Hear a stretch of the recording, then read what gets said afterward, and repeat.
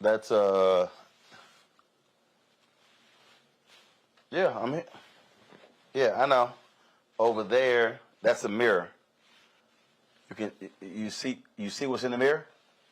No, I know. I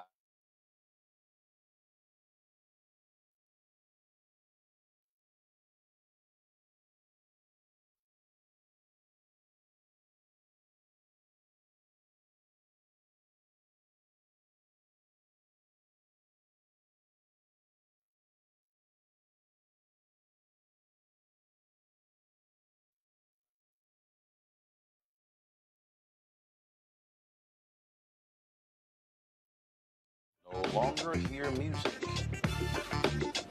I no longer hear music.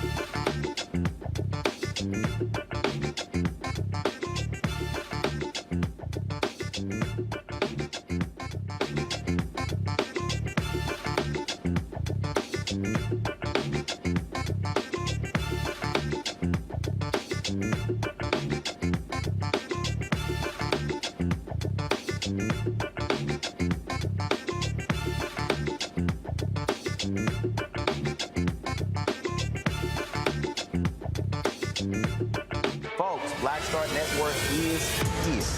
Hold no punches. I'm real revolutionary right now. Support this man, Black Media. He makes sure that our stories are told.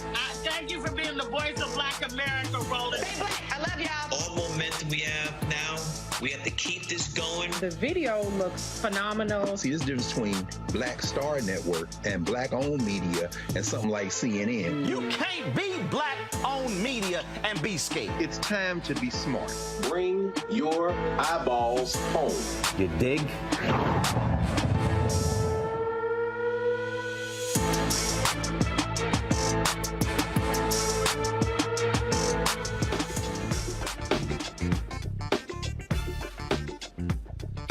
Today is Wednesday, October 5th, 2022. Coming up on Roland Martin Unfiltered, streaming live on the Black Star Network from New York City. We will hear from the chair of the commission that oversees the police department in Kansas City, Missouri, about allegations of discrimination in that department, as well as the Department of Justice's investigation into that department. We'll be talking with Bishop Mark Tolbert right here on Roland Martin Unfiltered. Some white folks in Wisconsin are alleging that President Biden's student loan relief program is unconstitutional because it's helping black people. Didn't I tell y'all about white fear and money? Also, Fort Leavenworth history has made history. Fort Leavenworth has made history by having its first black commander. Also, in our Tech Talk segment, a black IT guru creates a social media platform that celebrates black and brown culture, unity, and love. I'll talk to the creator of WeKinkfolk. Covering that and more right here on Roland Martin Unfiltered on the Black Star Network. Let's go. He's got it. Whatever the miss, he's on it. Whatever it is, he's got the scoop, the fact, the find. And when it breaks, he's right on time and it's rolling. Best believe he's knowing. Putting it from sports to news to politics. With entertainment just for kicks, he's rolling. It's on go, y'all. It's Roland Martin, Rolling with Roland now. He's funk, he's fresh, he's real, the best, you know he's Roland Martin now.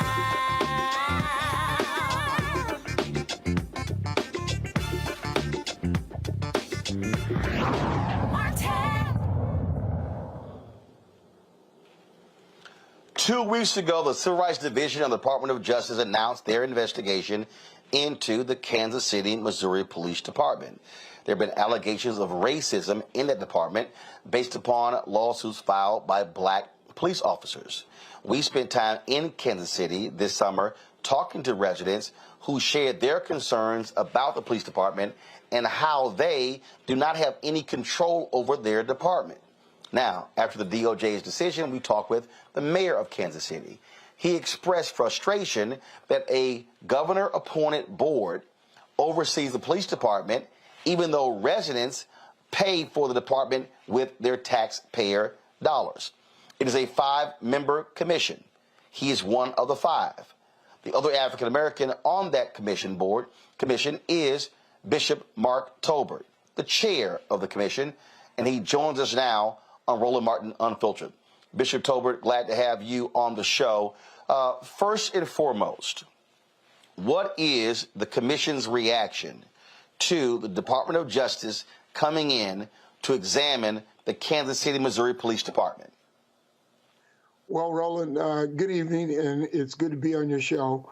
The commission is very concerned about the Department of Justice coming in, and the Department of Justice came into Kansas City in 2009 and it did an investigation. And, you know, being black in Kansas City, growing up in Kansas City, I think all police departments across the country have had some issues with racism, and I don't think Kansas City is any different. As now the chairman, I've been on the board since 2017. I finished out 2 years of former city councilman Alvin Brooks, who was on the police commission board, and then I was reappointed to do 4 more years, or do 4 years of my own. So I've been on the board for a while, now matriculating to the chairman. But keep in mind, it takes 3 out of 5 votes to get anything done. So we are being very cooperative with the Department of Justice, giving them all the records, everything they need to see if there is documented racism in the police department of Kansas City. You said the DOJ came in 2009. What did this department learn? What did they do? What was decided? The fact that 13 years later they're having to come in again, it means they didn't fix the problem. Well, I think they fixed the problems that they were looking into then, because the report was that the things that they were looking at have been fixed based upon that Department of Justice investigation in 2009. Now there are allegations of hiring practices, discipline, and promotions. And so as our conversations with the other commissioners have been, as the chairman, I want them to give every record Department of Justice asks for, because if it is the slightest hint of racism, we want to deal with it. On that particular point, black officers have said that the Kansas City, Missouri Police Department is rampant with racism.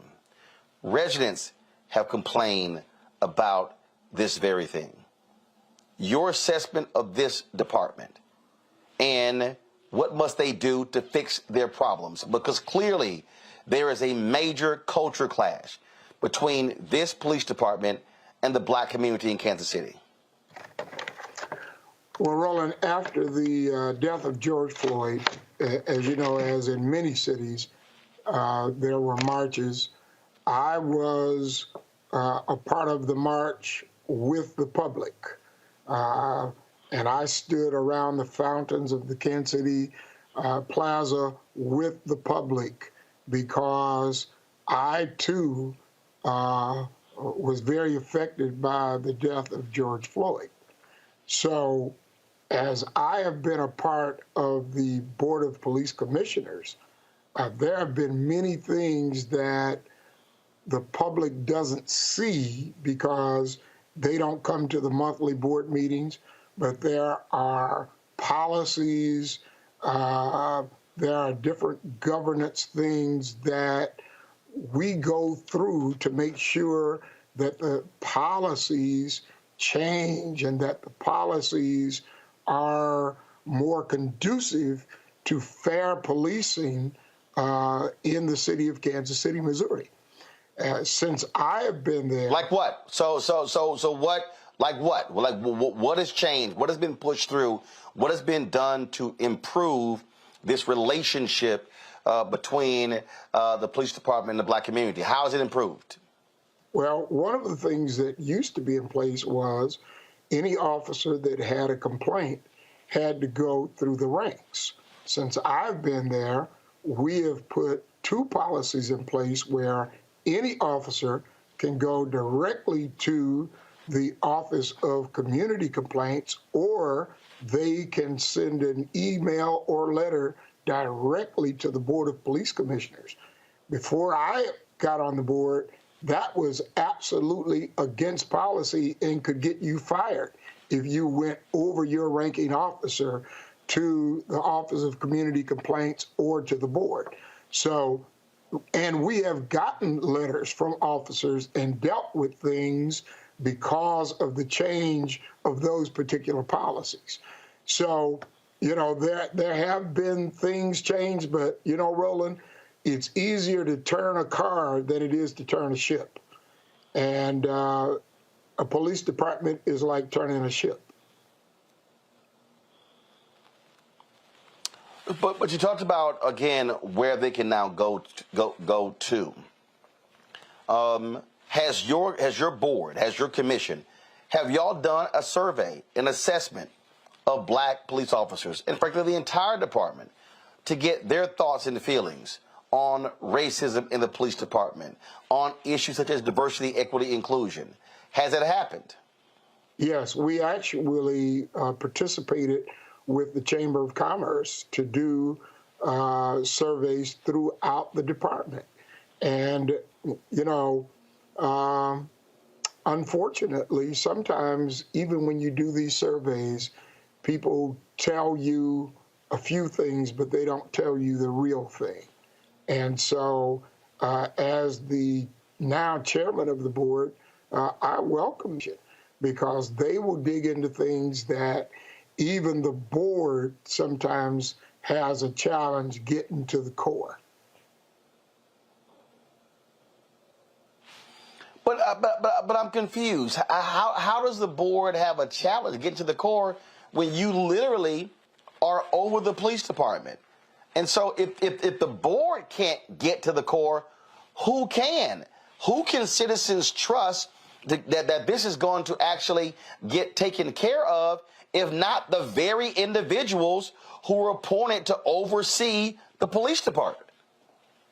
Well, you know, Roland, when people talk about local control, there's a difference in local control and government control. So all of the board members live in the city of Kansas City. So, you know, we are all either in business or something in Kansas City. I get letters and calls from people in my community all of the time. I raise these issues at the board meeting, sometime in public, sometimes in closed session. The mayor and I talk regularly about issues, but keep in mind, it takes 3 of 5 votes to make permanent changes. And anytime you have a group of people, you've still got to get the majority to go along with you to make those changes. So you've got 5 members. You are one. The mayor is one. Both of you are African American. You have 3 white members. Is part of the problem that those 3 white members don't understand the realities or accept the realities of this police department, and they are unwilling to go along with you and the mayor on addressing these issues? Well, I wouldn't say that. I wouldn't say it like that. I would say everybody has a different perception. And so I can't change a person's perception. However, I can voice my opinion. The mayor voices his opinion, and then we have votes. And on occasion, we get the vote, and on occasion, we are voted against as chairman and mayor. It is what it is. Well, it is what it is, but the problem is the residents aren't getting the answers that they actually need. Do you believe that this board should be abolished and that the authority over the Kansas City Police Department should be under the jurisdiction of the mayor and the city council? Taxpayers pay for this. And there are 4 people on this board who are appointed by the governor. 1 person elected by the residents. And so do you believe it is fair, it is just for a 4-member appointed committee to essentially oversee a police department that is funded by the taxpayers of Kansas City? Well, here's the challenge, Roland. Either way it goes, you're going to have a group of people who govern the police department. So you're either going to have a board that is appointed by the city council, and they're going to deal with the same issues we deal with, and they're going to have to take a vote, or you're going to have a board that is put in place by the governor. Now, of course, I'm sure you've heard of Tom Pendergrass and, you know, all of the guys back in the day with the mafia. One of the reasons that a board was appointed by the governor was because there was so much mafia interference that they could not get a real board of what they felt was neutral people to govern the police department without it becoming tainted by either Republicans or Democrats or the mafia. And of course, you've always got personal opinion. Personally, I'm a Democrat. But first of all, how long ago was that? How long ago was that? Oh man, that was back in the 1940s, somewhere in there. So it's been in place a long time. But don't you think though that if you're a taxpayer of the city, that the people who are most accountable to you are the people who you also vote for, the elected officials? I mean, the reality is the four of you are not elected by the people. You're appointed by the governor.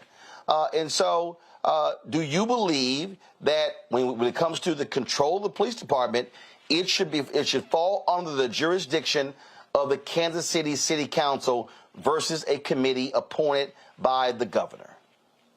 So my personal opinion is I would rather see the Board of Police Commissioners appointed by the governor rather than a police department run politically. Now, if you look at the history of St. Louis... Oh, no. Wait. Hold up. Okay. You said you would rather have the board appointed by the governor than one run politically. But here's the problem. The governor doesn't live in Kansas City, correct? Correct. So why should and I've covered City Hall, I've covered county government, and I can tell you right now, I don't know of any other place, and matter of fact, any other place where this is set up this way, and I've had folks on who've actually said there's no other city in Missouri where the governor appoints a commission to oversee a local police department. If Republicans talk about local control, why in the world should the governor, who elected statewide, why should he be in charge of who is in control of a commission that deals with Kansas City police? The governor of Kansas doesn't appoint anybody over a commission in Missouri. Why shouldn't the Kansas City City Council be in charge of the very department that they vote to approve funds? The city council approves the funding of the police department, right? Yes. So the Kansas City Police Department approves the funding, but the Kansas City City Council approves the funding of its own police department, but the Kansas City City Council has no jurisdiction over the police department that it funds. You actually believe that that's how it should work? Roland, if you look at St. Louis and Kansas City both had commissions that were appointed by the governor. So St. Louis took it to ballot, and in 2013, they put their police department under their mayor and their alderman. Well, 5 years later, they were trying to put it back under a commission, because anytime you politicize a police department, you now have, I think Kansas City has 6 districts, so you have 2 city council per district and the mayor. So now they've got 13 or 14 bosses rather than 5. So anytime you expand how many people you got to answer to, you're opening up more chaos. Yeah, but again, no one elected you. So the truth of the matter is, you and the 3 other members, you are accountable to one person, the governor. So, but let me tell you this. Not taxpayers. Let me tell you, the way I got appointed by the governor was my state senator and some of the representatives, some of the other clergy and business folks were polled by the governor's office, and my name came up. I didn't apply for this. That's a select group of people. I mean, that's literally, okay, let me ask 20 people or 30 people or 50 people, hey, who do you think I should appoint? The point I'm still making is, why should the taxpayers of Kansas City be paying for a department that they literally have no control over? So, for instance, who hires the police chief? The Board of Police Commissioners. Who pays for the police chief? The citizens of Kansas City, which I am a citizen. So the citizens of Kansas, right, but you're one person. The citizen, right, but you're one person though. What I'm saying is no.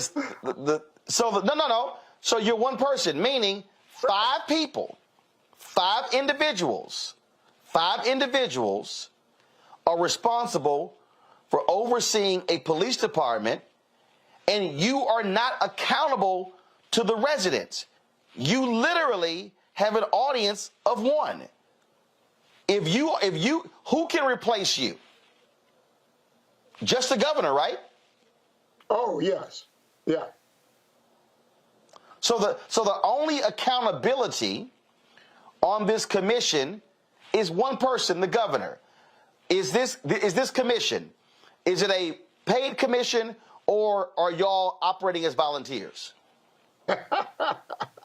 That's a very good question. No, seriously. No. I'm only asking the question because there are people who aren't familiar. I would tell you that the Board of Police Commissioners get $100 every 2 weeks, and that's to take care of lunch and gas and, those kind of things. So it is strictly volunteer. And I give more time to this board than I ever dreamed I would be giving to this board. And gotcha. And so your city council members, are those paid positions? Oh, those are paid positions. Yeah. They make 40 So here's my whole point. But here's my point. The taxpayers pay city council members. They pay the mayor. If they're paid to handle the business of the police department, of the city, they should do it. Now, who oversees the fire department? The city. The mayor. The city council, right? Yeah. Who oversees the water department? The city. Who oversees the parks department? Roland, I think you're missing the point. The point is that... No, Bishop, the point I'm establishing is the city council oversees every department that taxpayers pay for except one, police. That makes no sense. If they are qualified, if they are elected to oversee everything else, why not the police department? In fact, of the commission, of your 5 members, do any of you have any law enforcement experience? I'm just asking a basic question. Do any of you, of the 5 of you, have any law enforcement expertise? But do any of the city council people have any expertise with law enforcement? But they're elected. The people are choosing their representative. It's called representative politics. I understand, but here's my point, Roland, is that I have a very non-biased view. When you're elected by the people, most of the time you're either a Republican or a Democrat. I was not appointed. No, actually, Bishop, in most cities, city elections are nonpartisan. Are city elections in Kansas City partisan? Do you run as a Democrat or Republican, or do you run nonpartisan, meaning no party? Well, they run nonpartisan, but people usually know based upon how they're campaigning whether. No, Bishop. No, Bishop. Either the election is nonpartisan or it's partisan. So you can't tell me you're nonpartisan, but a council member runs nonpartisan, but you're calling them partisan. That's like me calling you a Baptist when you not Baptist. See, I didn't have to raise money to get elected, so I don't owe anybody any favors. I'm very non-biased. But here's the deal. In my approach. No. But you appointed for a reason, and the governor picked you. I'm just okay. Let me ask you this question: you are a resident of Kansas City, right? Absolutely. Pastor, charter. What city council district do you live in? I live in the 3rd district. Well, I'm sorry. I lived in the 3rd district for 23 years. I now live in the 5th district. Okay. So you live in the 3rd district, and then you got the 5th district. Okay. So and my church is. So here's my question, Bishop. Got it. Here's my question. Would you be in favor of the governor appointing your city council representative? See, Roland, you know a lot about politics. You know a lot about people, I do. And you know a lot about people in leadership. And I'm going to tell you, it's hard to get anything done at City Hall, even with the politicians that you elect. And you and I know that very well. Now, Congressman Cleaver, he gets a lot of things done. That's why he was a councilman. Okay, all right. Would you be in favor? Would you be in favor of the governor or the president of the United States picking your congressman? Absolutely not. Okay. Would you be in favor of the governor or of the mayor picking your council member? But see, Roland, the point is not about... Bishop, is either yes or no. The point is that... Bishop, is either yes or no. Have they picked somebody that's going to represent your community? Bishop, that ain't what I asked you. Would you be in favor of the mayor or the governor picking your city council member? Yes or no? Under the right circumstances, yes. Okay, so now I'm confused. So I'm confused. So you don't support the president or the governor picking your member of Congress, but you're waffling on who could pick your city council member, but then you got the governor picking the group over the board. Okay, I'll ask it another way. Should the city council be over the fire department? But Roland, let me make a point. Is that system, Go ahead. That system is out of my control. What I am glad of is that I am What is? That's the system of how Missouri does their politics. What I am grateful about is... But can't the law be changed? Didn't you say St. Louis used a ballot initiative and they changed it? So it's not out of your control. As a voter, you can actually change it. In fact, as a bishop of a prominent church and as a national leader, you could literally support a return to local control. So it's actually not out of your control, Bishop. I don't know about that. I have one vote and one voice. No, Bishop. No, you don't. How large is your church? About 1,200 members.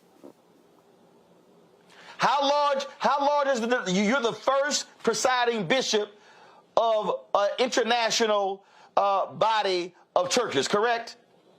Yes, but we're in all 50 states and about 40 countries. So we got a couple of million people. And my point is, my point is, you ain't just one man with one voice. You ain't gonna never hear me say that, Bishop, knowing full well I got 300,000 views a day and I've got 4 million folks. No, it's not. And what I'm saying is, I just fundamentally believe, Bishop, that if the taxpayers, and perfect example, I'm just gonna go ahead and say it. Who runs your church? The denomination or you do? Who runs your budget? Who's over your ministries? But Roland, see, that's a different subject. Here's no, Bishop. It's about control, Bishop. It's about control, Bishop. It's accountability, Bishop. Here's how I look at it. The state of Missouri has a system. I have been chosen to work in the system to try to make change and to make it safe for those officers and try to open doors so that we do equality in promotions, in hiring, in all of those kind of things. So if the system was changed, I wouldn't have a problem with that. I have been appointed. Hold on, Bishop. But you, hold on. No, Bishop, see, this is where you and I digress. You said if the system is changed, I would have no problem with it. But when I asked you, should it be under the council and not the commission, you say you support it under the commission. So what I'm saying, so when you say if it changes, well, obviously, if it changes, you're going to go with whatever it is. I'm asking you, what is fair and just to the taxpayers? I'm going to use your church as an example. Is it fair for your members to tithe, but somebody else control your church budget? I don't think for a second, Bishop, you would be happy if a state bishop or a regional bishop or a national, international bishop had the authority to control your budget, even though you're the bishop of that church. I don't think for a second you would say, well, I'm going to go ahead and go with those rules. Am I truthful or not? But you know, there are some organizations that run like that. So, you know. I ain't say some organizations. I'm talking about your church. No, Bishop. I'm talking about your church and your tithers. Your tithers and your givers in your church is the same as the taxpayers of Kansas City. You and I both know that. Well, that's debatable because we feed. No, Bishop. When the money when the money coming out your pocket, your church members, they want to see how their money is being spent. You know, when you stand at podium, you say, here are your tithes at work. Now, one time when you say, well, somebody else controlling your tithes. That's true. That's true. That's true. Okay. Roland, well, look. Roland, here's one thing. Go ahead. I'll give you the final comment. Go ahead. This is not a system that you or I are going to change today. So what we've got to figure out is how do we at least try to get the best for our community while the system is this way? You know, they've been trying to change go ahead. Okay. You know, I mean, there have been marches, there have been all kinds of things. Yes, sir. Yes, Bishop, this is real simple. I believe that you can operate within the existing system, but also work like hell to get rid of it. And I just fundamentally believe, whether it is a church, whether it's an organization, whether for me, the national body of Alpha Phi Alpha does not control the purse strings of a local chapter. Yes, there are rules that we abide by, but I fundamentally believe that if Republicans truly believe in local control and they hate big government, that Republicans in Missouri would get out of the business of Kansas City, Missouri, and let the residents of Kansas City control their own police department as opposed to being appointed by a governor. I don't care whether this is Missouri, I'm from Texas, I live in Virginia, it doesn't matter. I believe that those who are paying for something should have a say-so in how it's being run. Amen. Bishop Mark Tolbert, I appreciate you coming on the show, talking with us. We look forward to the DOJ investigation and seeing what they uncover. You're certainly welcome back on the show anytime. Good, and we'll come talk about what they uncover and how we fix it. Indeed. Thanks a lot, sir. Thank you. Going to a break. When I come back, I'll be joined by my panel right here on Roland Martin Unfiltered on the Black Star Network.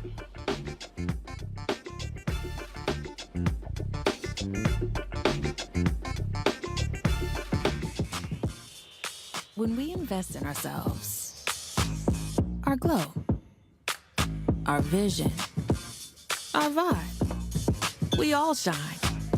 Together, we are black beyond measure. It's about us. Everybody out together. We are in sunny South Dallas. The election is coming up. It's super important that folks know who they are voting for, but more importantly, what they are voting for. Y'all, we got the free shirts and free lunch right over here. Freedom is our birthright. No matter what we're up against, we're sending a message in Dallas and Texas and in this country.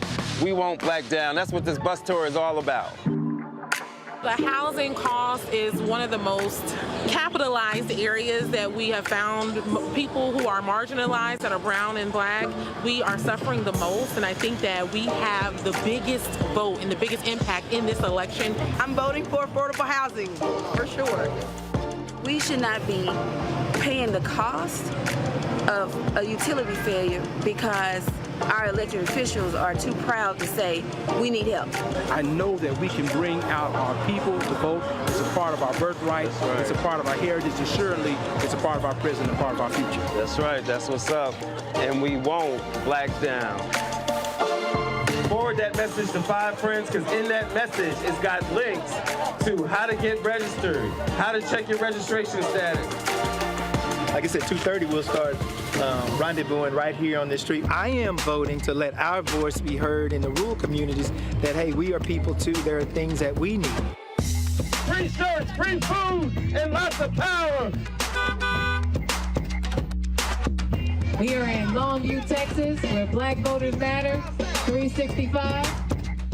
Whatever type of oppression a white supremacist throws our way, we will not black down. We are in relentless pursuit of liberation of our people. Freedom is liberation for black bodies and black communities to make economic change through political power. Freedom is choice. We won't black down. We won't black down. We won't black down. We won't black down. We won't black down. We won't black down. When we invest in ourselves, we all shine. Together, we are black beyond measure. Hey, what's up, everybody? It's Godfrey, the funniest dude on the planet. Hey, I'm Taj. I'm Coco. And I'm Lily. And we're SWV. What's up, y'all? It's Ryan Destiny, and you're watching Roland Martin Unfiltered.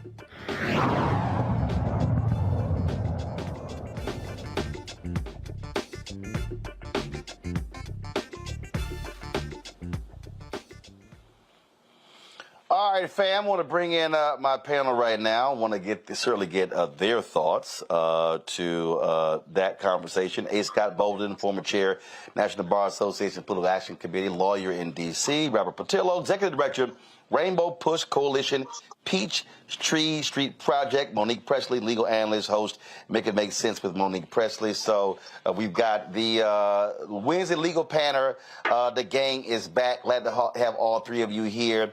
Let's see who wants to kick this thing off. Their thoughts on my interview with Bishop Tolbert and this idea of who should be in control of the Kansas City, Missouri Police Department. Who wants to go first? Who's not named Scott? Well, my name is Alan. My first name is Alan, so I'll go first if you don't mind. I listened to that long. Go ahead, Monique. Oh. Monique, go first. Oh, that's wrong. Okay, go on, Monique. Ladies first. I agree. So we're back to the shenanigans. Yeah. I was kind of looking forward to the whole racial discrimination in the police department part of what is happening there, but where autonomy to determine the manner in which a commission is seated is concerned, I believe that is up to the constituents of that community. And so whether it is elected or appointed is a determination that should be made by them. When you say the people, meaning those in Kansas City, not how they have it currently set up, where it's a statewide referendum, where voters in other cities are determining who controls the Kansas City Police Department. Right. Well, absolutely. And obviously, I mean, the concern, for me, the concern is simple. If you're the people who are running a particular area, whether it's a municipality, then those in that municipality should be making the decisions about who's in charge of what affects their area. If it is a state, then that's, and it's broken into regions, then each region self-determines. And if it's statewide, the entire state does. And the same for the country. I think, but you got all the lawyers tonight. We're all back together. I think, and there's Scott disagreeing with me, but I think that there could be representation challenges for it being done a different way. I'm trying to work my way to fashioning a legal argument about it, but yeah, I'm not quite ready. I'm ready. All right, Scott, I'll let you go second. Go. Okay. So, Roland, I certainly appreciate what you're saying. I thought the bishop was an alpha, but then I guess he wasn't because he just didn't have the right answers for you. But the reason the governor does... That sounds like a Kappa. No, but he's certainly not a Kappa. But here's the deal. The reason the governor is involved is because they wanted to take the local politics out of it, so they went with the governor. Now, the governor is an elected official, and the people in Kansas City vote on the governor. So the bishop's answer should have been, well, the people have voted. They voted for the governor, and the governor appointed me, and I live in this community. And so, therefore, you do have local representation. The people who pay taxes in the state do have representation because they vote on the governor, and the governor appointed me.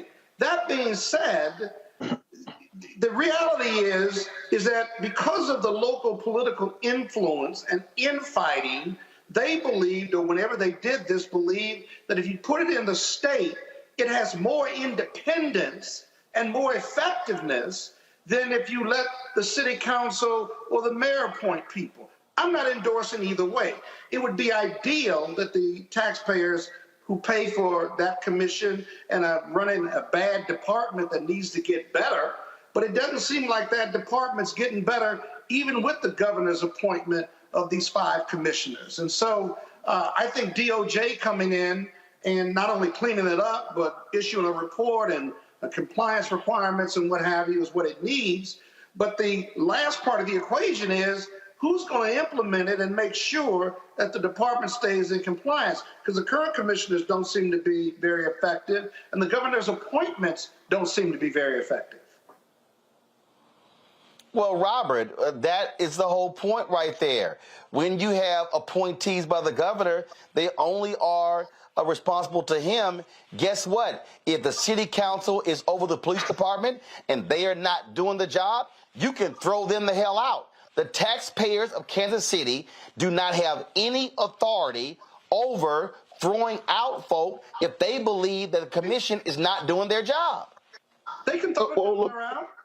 They can throw the governor around. What's the problem? Robert, not Scott. Scott, you had your shot. Robert? Well, Roland, I think this highlights the importance of the federal oversight over police reform that we have to have on the national level. We've been able to push through, it seems like, every other piece of legislation, whether it's trillions of dollars infrastructure funding, billions of dollars for Ukraine, up and down the line. But we have to have some kind of federal guidelines, because right now it's not just state to state, it's city to city, sometimes neighborhood to neighborhood, who is governing criminal justice reform and what measures will be taken on a state and local level. In this situation, you have a question of local politics influencing who is over police reform, and therefore you kick it to the governor. Now you have a question of, well, we can't trust the governor either on police reform, so we were taking away the franchise from the local communities. We need to be able to create a concentrated and discrete system where across the country, no matter what jurisdiction you're in, you know that you have these same civil and political rights, that you will be treated the same by law enforcement. That has to happen on the federal level. So this conversation we can have in almost every municipality in the country over who's in charge of police reform. But the one thing that's not happening is police departments are not being reformed. And we have to take this as a serious issue, not just an election year football to be kicked back and forth.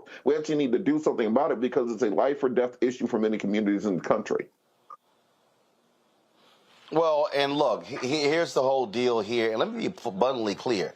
I am absolutely against these idiots in Texas, the legislature, who pass laws telling cities they can't cut police funding if they choose to do so.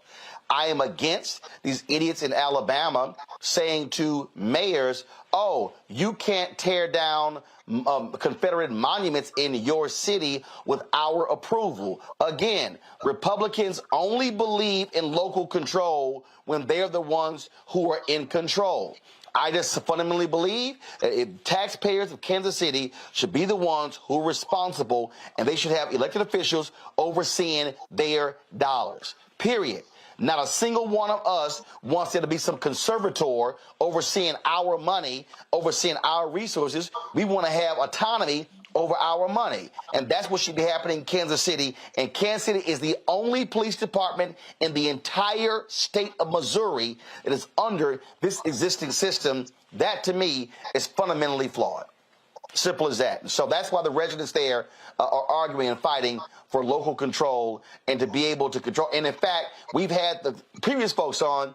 The legislature is literally trying to pass a bill that's going to require, y'all going to love this one, that will require the residents to spend more of their money on the police department. And then guess what? It now gets cut.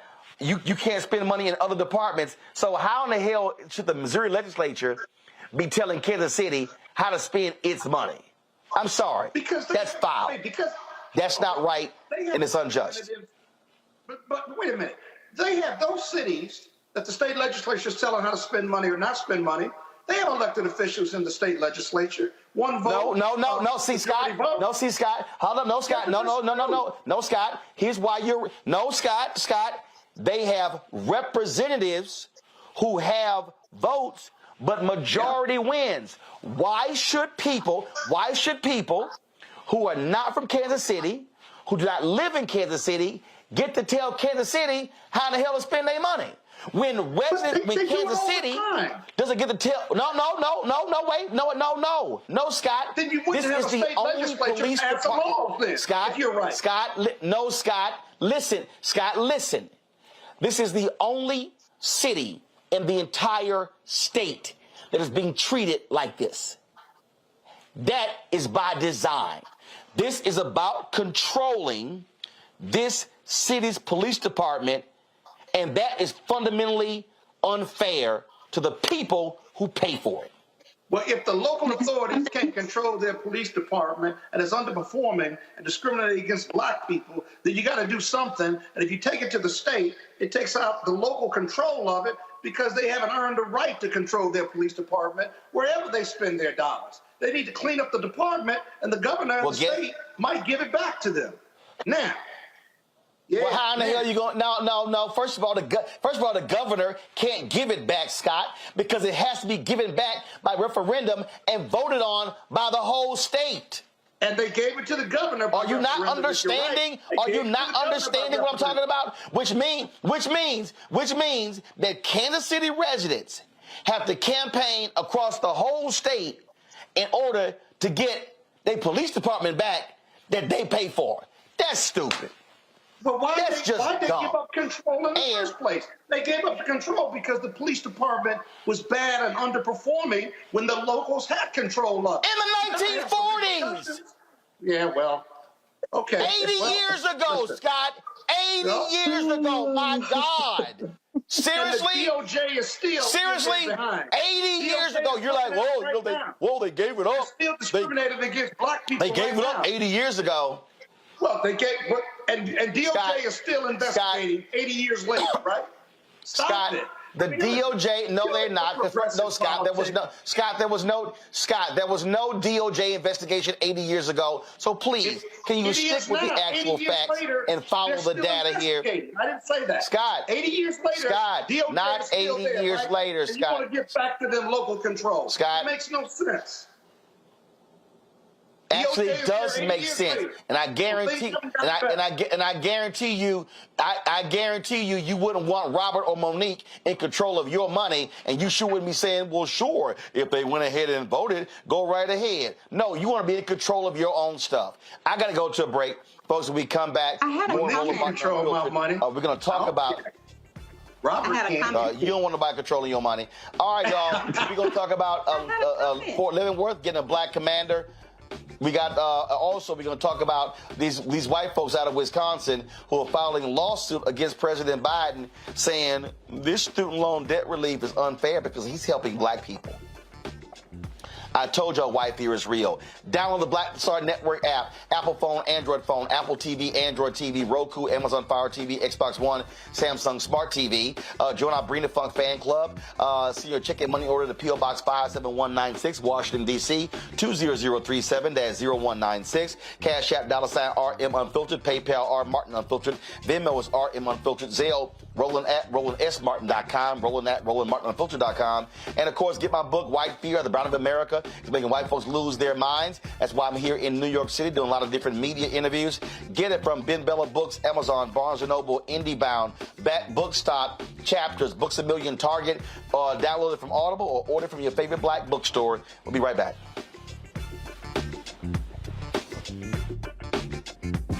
When we invest in ourselves, we're investing in what's next for all of us.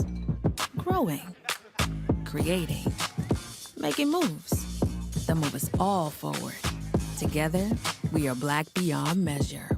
On the next Get Wealthy, financial therapy, what it is and why it may be exactly what you need.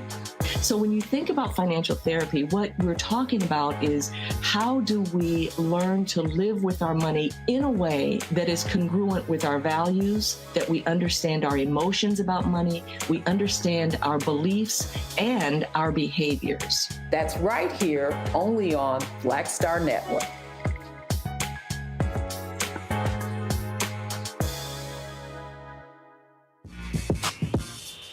When we invest in ourselves, our glow, our vision, our vibe, we all shine. Together, we are Black beyond measure.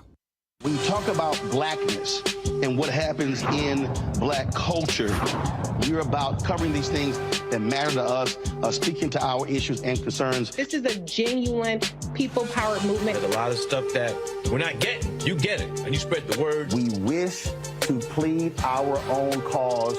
Too long have others spoken for us. We cannot tell our own story if we can't pay for it. This is about covering us. Invest in black-owned media. Your dollars matter. We don't have to keep asking them to cover our stuff. So please support us in what we do, folks. We want to hit 2,000 people, $50 this month, raise $100,000. We're behind 100,000, so we want to hit that. Y'all money makes this possible. Check some money orders. Go to P.O. Box 57196, Washington, D.C., 20037-0196. The Cash App is $RM Unfiltered. PayPal is R Martin Unfiltered. Venmo is RM Unfiltered. Zelle is Roland at RolandSMartin.com.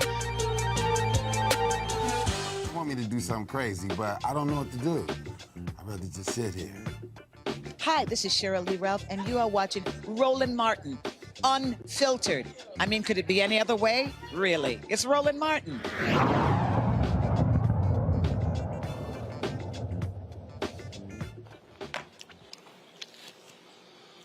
A couple weeks ago, the Kansas City Defender posted a video on an Instagram page from an individual, an African American in Kansas City, alleging that there was a serial killer in the city. I saw the post, reposted it on my page. Got lots of reaction from people. The Kansas City Police Department came out and said that the story simply was not true. The question is, what's going on there when it comes to crime? What happened in this case here? Joining us right now is Ryan Sorrell. He is the editor the founder and editor of the Kansas City Defender. Ryan, glad to have you on the show. So let's be clear. What is there an actual serial killer? And the individual that made the claim, were his claims vetted, and why did you post it? Absolutely. I think those are all great questions. Just to start off, we as a Black news outlet have very high journalistic standards. We value integrity, accuracy, truthfulness. And so those, of course, we vet information before we post anything on any of our platforms. And so with that post specifically, it came from a local bishop. That local bishop previously, in the case of a previous serial killer named Terry Blair, that same local bishop had actually informed the community. He was one of the people who was informing the community that there was a serial killer named Terry Blair before the police department informed the community. So he also had a history of making accurate claims in this regard, specifically in the Kansas City area. So that was part of the reason that we posted it. And we also posted it because he wasn't the only person in our city and in our community who was making these claims. And we also, in our reporting, said that these haven't been necessarily fully verified claims. And once we get more information, we'll continue to update the public. But at the same time, for us, it's incredibly important that we as people who know, I was just watching the previous segment here, we know how corrupt the Kansas City Police Department is. We know that the Kansas City Police Department does not have Black people specifically in their best interest. We know that the Kansas City Police Department is ranked 495th worst 495th out of 500. So it's a top 5 worst police department in the country. And we also know that the Kansas City Police Department is currently under federal investigation for racism and discrimination. So that's not necessarily the people that we would want to look to be what we would want to call the arbiters of truth as it relates to the safety of Black people in our community. So all those compounding factors, when we posted that information, once again, we said we're still trying to verify this information, but because we don't really have the necessary resources in our community to be able to, have an organization that truly does look out for the safety of our citizens, we posted the information and said that we would definitely provide updates because we did not want to fearmonger. We did not want to spread misinformation. We said those things specifically. So that was the reason that we posted it. But here's the problem with that. And I understand what you just laid out with regards to the police department. I understand all of that. The problem is, when we as media, when we go with something, the public has to trust that we have it nailed down, that it is indeed factual. And then what happens is when we post it, other people see it and then repost it, and then believing that as an institution, you did vet it, you did disseminate it, and you did check it out. The reality is this. When I saw the post, again, listen to what you just described, repost it. Well, if it's not true, that's why it got deleted. And so now your credibility and integrity comes on the line. And I get trying to get it confirmed. But when you say there's a serial killer, that is a different a statement of alarm to the community than homicides that may happen that could be based upon domestic violence or whatever. A serial killer, just that statement alone means something totally different. And so I take it that you've come under criticism for it. And so do you not factor that in? Because folks have to trust And so when you run something that you admit you haven't nailed down, it then calls into question the next time you report something, because folks could then say, well, I don't know if I can trust you on this one because you really weren't locked down on the last one. Have you talked about that and considered that? Absolutely. And I think that people who, make criticisms, I think there are legitimate criticisms. I think there are also illegitimate criticisms that have been made. We'll get to that as it relates to white media outlets in our city that have attempted to take aim at our platform. We, as a black news outlet, as a radical black news outlet that's attempting to reimagine what black local news can look like, we understand that there are going to be challenges that we undergo, that we won't do everything right the first time. We're happy to take accountability where it's necessary. So I 100% agree with what you said. I also think at the same time, after we did delete the post, because once again, we did not want to spread misinformation, we also provided an update as soon as we possibly could. And all of the responses that we received, because the number one thing, for people outside of Kansas City or outside of Missouri, of course, people's opinions matter. I don't want anybody to spread misinformation. But at the end of the day, for our platform, the number one thing of most importance is, do the people in our community, do the people that live in Kansas City that have to face these dangers and these issues of safety, are they happy with how we handled the situation? That's really the only people's opinions that our platform and people in our organization really are concerned with. And everyone and all of the feedback that we got from black people, specifically in Kansas City, was they were very happy with how we handled the situation. They said, once again, of course, it's never good to be putting information that is not fully verified out there, but a lot of people were even happy with that. And they said, even if we didn't know necessarily that is true, we still felt safer at the fact that you all informed us with information as you could, and then as soon as you got additional information, you let us in the community know, and that you all also took accountability for the entire situation. So for how the people in Kansas City specifically and our city are responding to how we handled the situation, I think it has been a very positive response. And so to me, that's really what we're concerned with, and we've gotten great feedback. Monique, you wanted to comment before we went to the break with regard to KCPD. Because I think Scott was just extrapolating a little bit. And I wanted to say, because I'm wearing the shirt, that Cliff Albright, co-founder of Black Voters Matter Fund, was texting me about it and saying that they are, because I'm into action items, they are going to be on the ground in St. Louis on Friday in support of and in solidarity with the people of Kansas City, and that this is not about a whole bunch of different accountability measures. This is about the things that are stated in Amendment 4. You guys can go and read it, and this is requiring, like, an entire state dictating and requiring the budgetary items of a smaller area. And I don't believe that is right. I know Roland's already said he doesn't believe that is right. Cliff and Black Voters Matter Fund will be on the ground in support of them as the statewide referendum or the voting item is coming up. So I just wanted to share that, because you can go to blackvotersmatterfund.org and find out ways that you can support if you're there in the area, or even if you're not, because it does matter. And the fact that it's only happening in one area does matter. And we can't have any autonomy or liberty or freedom if we don't control our own funds. And that's what the power of the vote in a particular area is supposed to be able to do for you. Ryan, the thing that you're talking about that I heard there as well, it boils down to this, that the people of a city have to believe and trust that their police department is looking after their best interest, the phrase to protect and serve. And there are people who simply believe that the Kansas City Police Department does not look after their own black officers and aren't looking after the interests of black residents.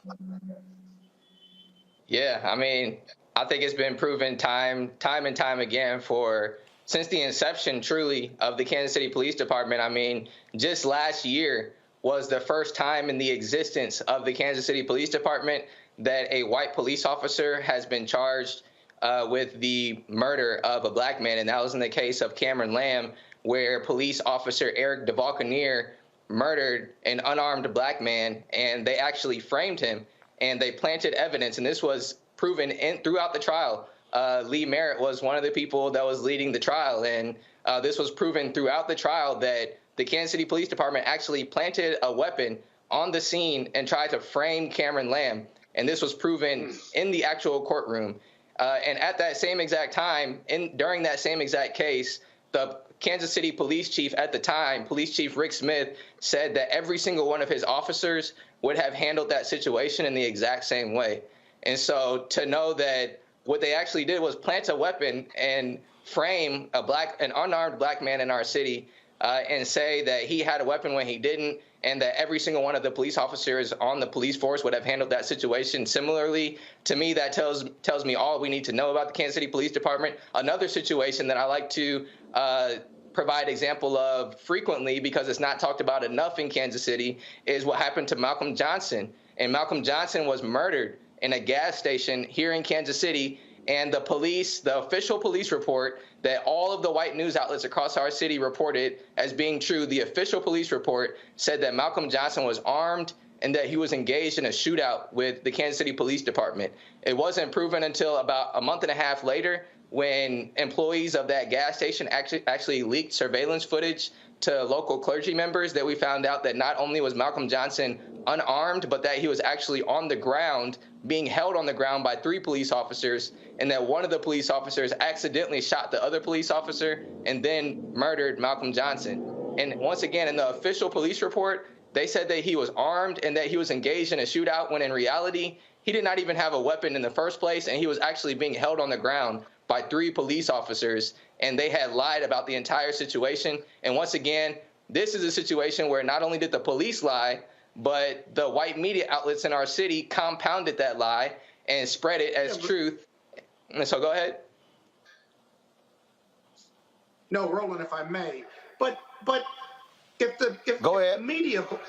the media, black or white, goes with what the police say, then I presume under journalistic standards, they have an obligation to correct it if they got it wrong or the police reported it wrong, or if the truth came out, if you will. I understood your piece that you wrote about media racism was that the white media outlets trusted the police.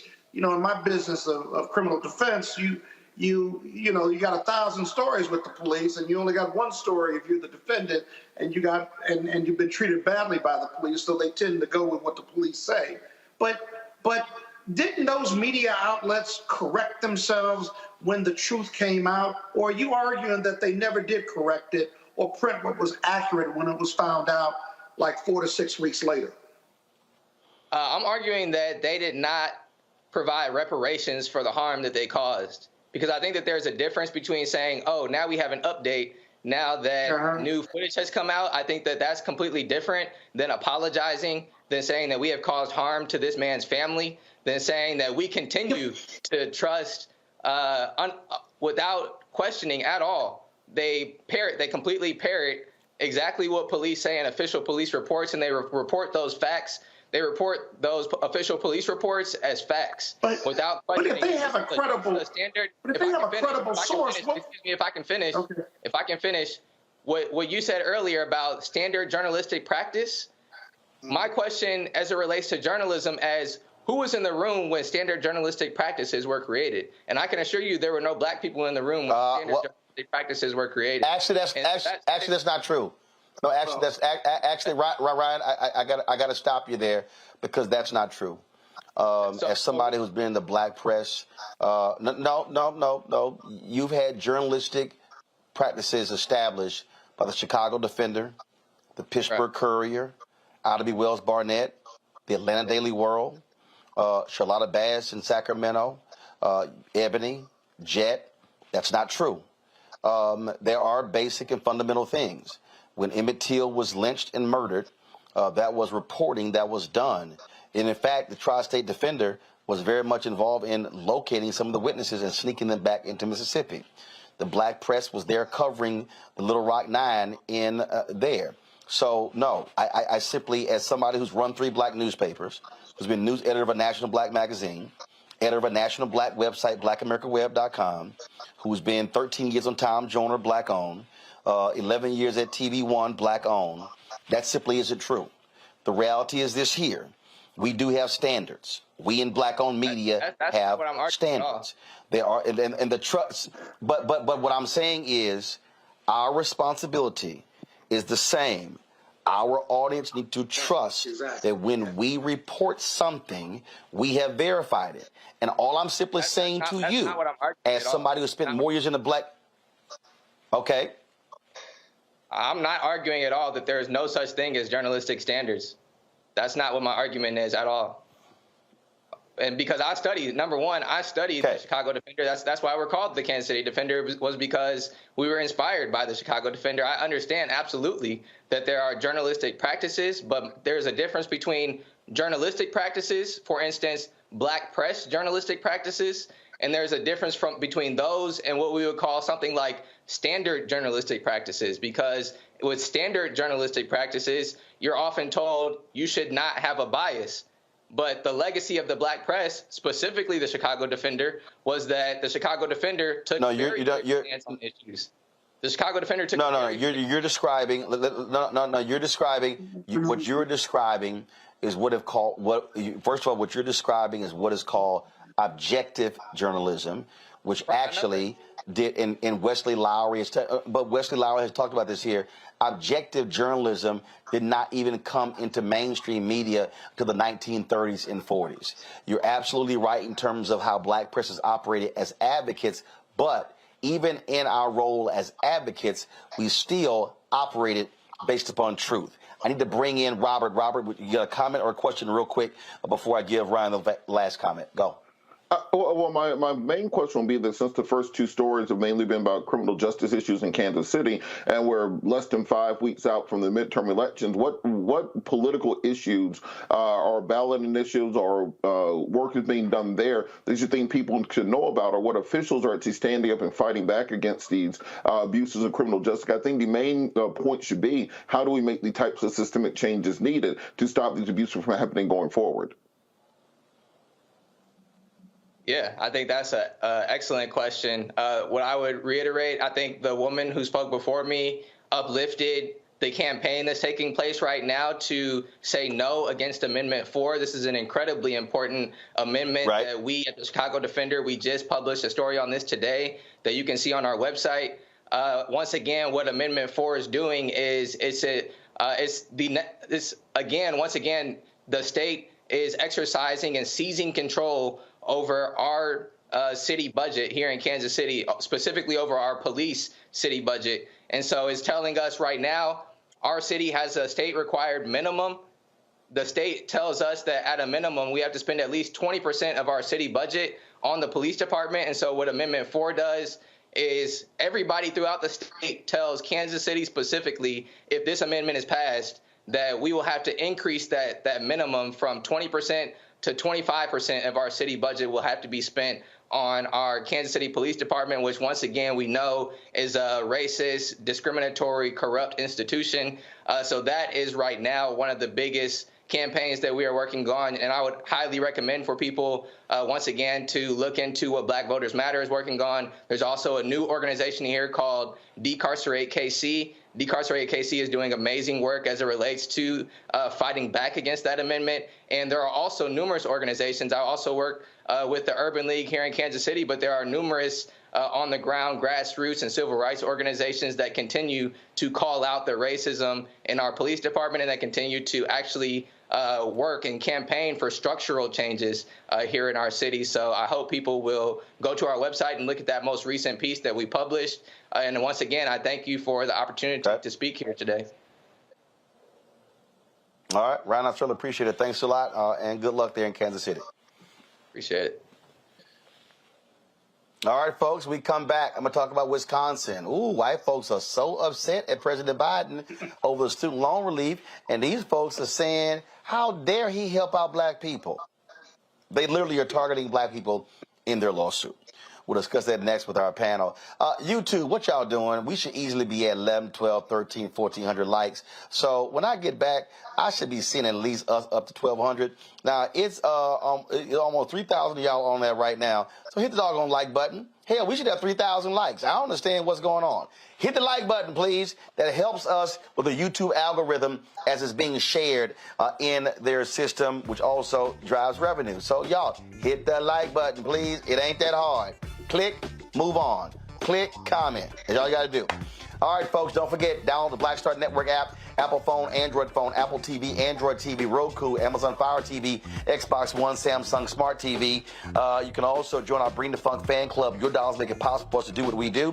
Send a check or money order to P.O. Box 57196, Washington, D.C. 20037-0196. Cash App, $RM Unfiltered. PayPal is R Martin Unfiltered. Venmo is RM Unfiltered. Zelle is RolandSMartin.com. Roland at RolandMartinUnfiltered.com. We'll be right back.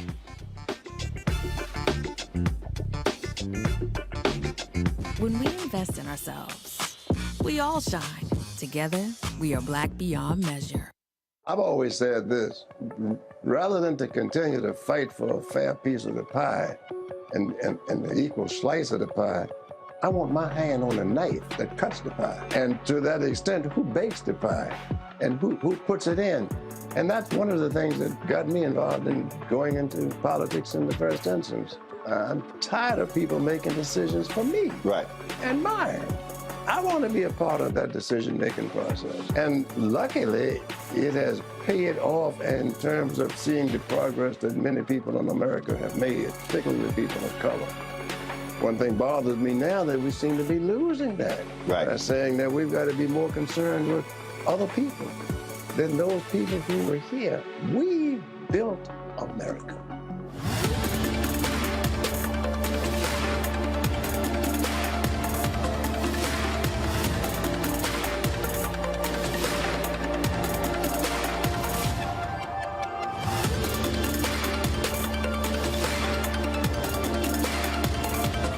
When we invest in ourselves, we're investing in what's next for all of us. Growing, creating, making moves that move us all forward. Together, we are black beyond measure. Hello, I'm Bishop TDJ. Hi, y'all doing? It's your favorite funny girl, Amanda Seals. Hi, I'm Anthony Brown from Anthony Brown and Group Therapy. What up, Lana Well, and you are watching Roland Martin Unfiltered.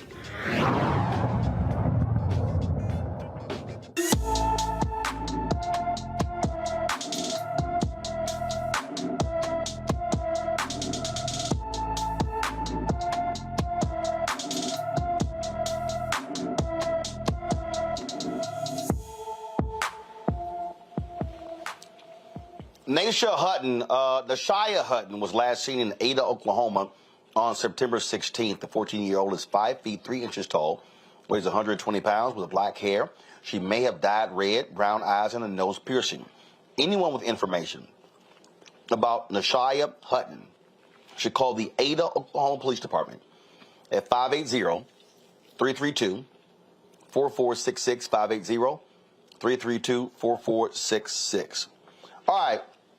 Now, y'all know my book is called White Fear, How the Browning of America is Making White Folks Lose Their Minds. I told y'all that they're scared about money and resources. Well, a group out of Wisconsin is suing President Joe Biden under the guise that his student loan debt relief plan is really about helping black people. Y'all, I'm not lying. The president of the Brown County Taxpayer Association, Richard Heidel, this is what he said. Student loan debt relief takes from one group of people and arbitrarily distributes the spoils to another group. The plan amounts to nothing more than a modern-day version of King George III's Stamp Act, where there was massive taxing and spending without the participation of the people's representatives. The group argues the plan violates the 14th Amendment's Equal Protection Clause because it uses federal dollars to advance racial equity, even though the average white high school dropout earns more wealth than the average black college graduate. according to the Duke Center for Social Equality. We contacted the Brown County Taxpayers Association to see if someone will appear on the show. We haven't heard back from them. So where shall I begin? Here's what I find to be interesting, Robert. Yesterday, the Supreme Court heard oral arguments in the Alabama voting case. In it, Supreme Court Justice Ketanji Brown Jackson quoted extensively the 14th Amendment that she made clear was about helping black people. Don't you find it funny that these fools would try to quote the 14th Amendment, saying the student loan debt relief plan is in violation of an amendment that was specifically passed to help black people? Well, Roland, no, this is takes you back to if you study apartheid South Africa towards the end, when they knew that they no longer could politically control the country. What they did was entrench themselves in the judiciary, the former colonial rulers. And from there, they were able to dictate the economy, dictate public policy through the court system, through the bureaucratic state. This is where we are now seeing the new fight, the new battle, the civil rights movement in the second half of the 21st century going. Because Donald Trump and Mitch McConnell have spent so much work stacking the court over the course of the last decade, we're seeing many federal appeals courts that are nearly whole panels of MAGA judges. We're seeing the Supreme Court that has a 6-3 majority of MAGA judges. And they've made it clear with the Dobbs decision that every single thing that was fought for and created in the 1960s and 70s, what we traditionally consider to be the civil rights movement, will be overturned in the next 2 to 3 years. They simply need a case in controversy. I think why we've been on this show, a federal court overturned the DACA program of President Obama, putting in jeopardy the citizenship standing of millions of young children who were brought here under that program. We're also looking at affirmative action, which will probably be overturned in the next session of the Supreme Court. Voting rights, what's left of the Voting Rights Act, more than likely will be going out of the window. We're seeing the consolidation of the Heller decision and expanding that so that any sort of gun legislation will more than likely be overturned. So we need to understand the playing field that we are on, and the reason these groups are fighting through the judiciary is they know they can't win elections. The Republicans have won one popular vote this century. They know they can't control the Senate. They have 41 million more Americans being represented by the 50 Democratic senators than the 50 Republican senators, and we got Herschel Walker and Dr. Oz. They know that they're not getting a majority back there, and they know they're not getting the White House back. So this is going to be a continued fight in the judiciary in front of MAGA judges, and we have to be prepared for that battle. You know, Monique, I'm just curious. Do these people realize that white people get to also get student debt relief? I mean, first of all, and what they claim is because the Biden administration has said that this is going to help close the wealth gap, they're like, oh, there you go. It's race. Right. They do know, for sure, they know that people other than Black people are going to get this help. But they also know that this is an equitable solution. And when you start talking about equity, it leads to everything that you just said that they absolutely do not want. They want no leveling of playing fields whatsoever, and they want no ladders given in order for the people who are not even at ground level to be able to get up to it. And so the fact that others will also benefit, that the majority of Americans, not just the minority, would benefit matters not at all.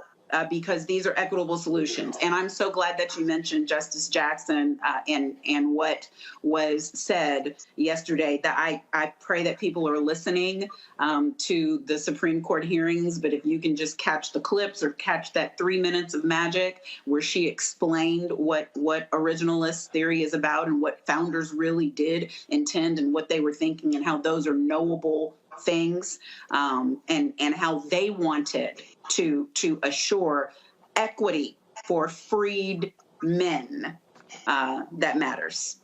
It was good stuff. And I don't know how many days it was that Clarence Thomas was on the court before he actually spoke, like uttered any words, never mind a question. But I am thankful that with this nominee turned justice, we are not in the same situation. Scott, look, we've had these white folks sue over affirmative action. Right now, you got these folks suing, holding up the money for black farmers.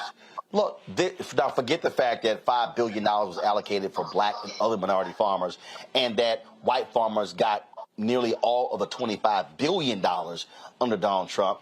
I just keep trying to tell black folk, be prepared for this continuing, because at the end of the day, you're going to see more of these battles in these fights because they do not want to give up the money. They don't want to give up the power, and they are going to count on conservative federal judges agreeing with them. Yep, another reason for our people to come out in major numbers and vote. But this lawsuit is dead on arrival because the executive order is race neutral. White folks, black folks, yellow folks, brown folks all benefit from it. And unless you can show a racial imperative or requirement in the executive order, then you simply have no case. What I thought, and I think I was looking for this lawsuit, is that there's also whether they attacked it under the APA Act.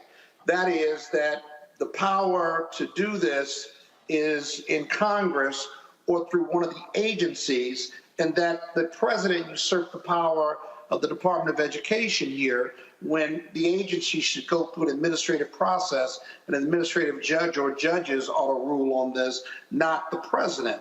But the president has lots of powers under the executive order. But what's more outrageous about this is that the plaintiffs come out and say that the student loan forgiveness program has a disparate impact, positive impact on black folks, and therefore it's unconstitutional. That's like saying that Dred Scott was right, that black people were 3/5 of a human being, and this executive order makes them whole, right? So I don't know where they filed it, but if they filed in federal court, it ought to be subject of a motion to dismiss because it fails on its face for those reasons and those reasons alone. I got one last question too, Roland, before you go to somebody else. What is that background you're in today? I mean, it looks like a bedroom and candles, real romantical-like. Is that you? Is that what's back there? Okay, first of all, was somebody with a plain ass white wall? Really? Yeah. I mean, I certainly don't have a bedroom at least get you at least get you an LED light to bounce some color off of that damn wall. Because your color ain't enough. That's first. Second of all, let me help you out. I said at the outset, I'm in New York City. I do my show often from hotel rooms. And so that's a background. And when you utilize LED lights, be quiet. So let me teach you something right now because you don't know what you're talking about. So what we do when we travel, we take advantage of LED lighting to provide color against bland backdrops. Now that I've educated you on what we do in broadcasting, that's what we do, because this ain't what you do. Now you can be quiet and learn that blandness only works with Kappas, but Alice understand. What about the bed and the candlelight? What about the bed and the candlelight? Well, of course, it's a damn bed. I'm in a damn hotel room. What the hell you think real behind? Romantical, brother. Real romantical. Well, guess what? You Kappas ain't as smooth as us Alphas. Now, let me go to a break. When I come back, more about on Roland Martin Unfiltered. See what happens when I got to keep educating these damn Kappas? They ain't got no flow. They got no swagger. None whatsoever. Because they wouldn't even have the ingenuity to create this type of setting. And Scott's so basic, he don't even realize. So hold on, let me do this here. Hold on, let me do this here. Hold on, let me do this here. Hold up, let me do this since your little ass. Let me do this here. Let me change the color to red so maybe your ass could shut the hell up. Let me finish the rest of my show. We'll be back on Roland Martin Unfiltered on the Black Star Network. Martin!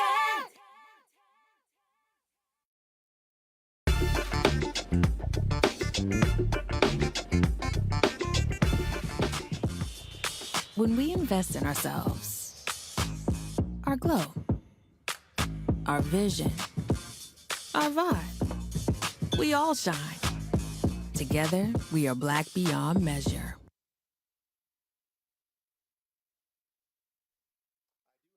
It's about us. Everybody out together. We are in sunny South Dallas. The election is coming up. It's super important that folks know who they are voting for, but more importantly, what they are voting for. Y'all, we got the free shirts and free lunch right over here. Freedom is our birthright. No matter what we're up against, we're sending a message in Dallas and Texas and in this country. We won't back down. That's what this bus tour is all about. The housing cost is one of the most capitalized areas that we have found. People who are marginalized, that are brown and black, we are suffering the most, and I think that we have the biggest vote and the biggest impact in this election. I'm voting for affordable housing, for sure. We should not be paying the cost of a utility failure because our elected officials are too proud to say we need help. I know that we can bring out our people to vote. It's a part of our birthright. It's a part of our heritage. And surely it's a part of our present and part of our future. That's right. That's what's up. And we won't black down. Forward that message to 5 friends, because in that message, it's got links to how to get registered, how to check your registration status. Like I said, 2:30 we'll start rendezvousing right here on this street. I am voting to let our voice be heard in the rural communities that, hey, we are people too. There are things that we need. Free shirts, free food, and lots of power. We are in Longview, Texas, where Black Voters Matter, 365. Whatever type of oppression a white supremacist throws our way, he will not black down. We are in relentless pursuit of liberation of our people. Freedom is liberation for black bodies and black communities to make economic change through political power. Freedom is choice.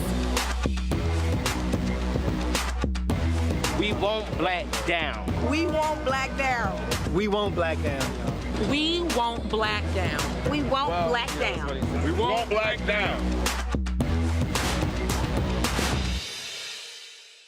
When we invest in ourselves, we all shine. Together, we are black beyond measure. Hatred on the streets, a horrific scene, a white nationalist rally that descended into deadly violence. White people are losing their damn minds. As an angry pro-Trump mob storms the U.S. Capitol, we've seen shooting. We're about to see the rise of what I call white minority resistance. We have seen white folks in this country who simply cannot tolerate black folks voting. I think what we're seeing is the inevitable result of violent denial. This is part of American history. Every time that people of color have made progress, whether real or symbolic, there has been what Carol Anderson at Emory University calls white rage as a backlash. This is the rise of the Proud Boys and the Boogaloo Boys. America, there's going to be more of this. Here's all the Proud Boys, guys. This country is getting increasingly racist in its behaviors and its attitudes because of the fear of white people. The fear that they're taking our jobs, they're taking our resources, they're taking our women. This is white fear.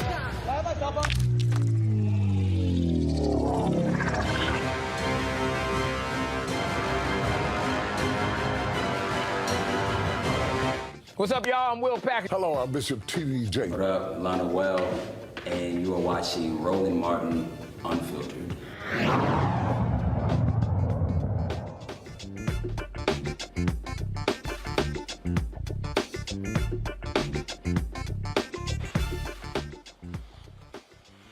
All right, fam. OPEC, the organization of the petroleum exporting companies, announced today they're going to be slashing oil output by 2 million barrels. That could mean a dramatic spike in gas prices in the final month before the election day. It will represent about of course, this will be the largest slowdown since the beginning of the pandemic. It represents about 2% of the world's supply. Now, during today's news conference at the White House, CNBC's Hadley Gamble asked Saudi Arabia's energy minister if the decision to cut oil production was a power play by Saudi Arabia. It wasn't at the White House, but it was in the news conference. Go ahead and play it. Your Royal Highness, I want to kick off by asking you specifically a question that I asked to Vladimir Putin a year ago. Are you using energy as a weapon? It was a question that he denied, but there are people in Washington and in the White House who right now are looking at the cuts that OPEC Plus is making, and they are saying that this is an aggressive move by OPEC. And they're very, very curious to understand why this organization that they call a cartel is moving against the United States and Europe. And Mr. Secretary General, to follow on to that, when I spoke to you just a couple of months ago, you said you had an open door policy to European policymakers. Have they entered that door? Are you having those conversations with them? Because I have to tell you, there is a huge narrative coming from the West right now that OPEC, as you say, a band of brothers, but as they would say, a cartel, is attempting to hold the world hostage, just as Vladimir Putin has done when it comes to energy prices. Thank you, gentlemen.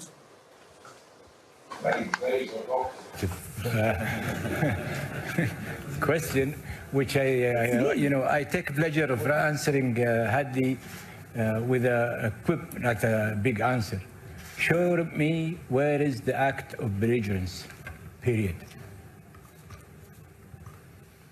Secretary General. Your Royal Highness, and back to your question, yes, I did say we have an open door. We have an open door.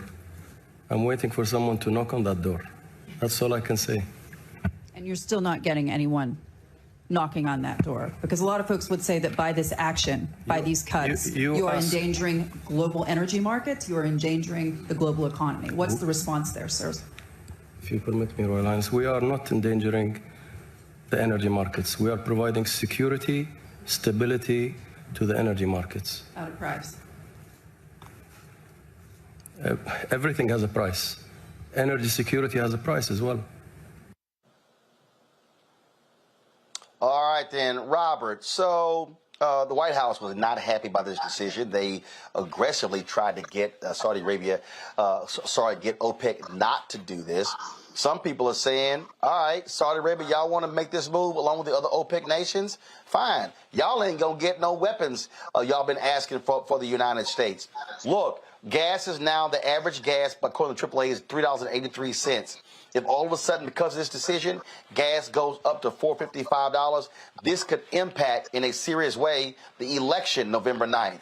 What do you think the American response should be? Should we say, fine, y'all raise the gas prices, we gonna hit you somewhere else?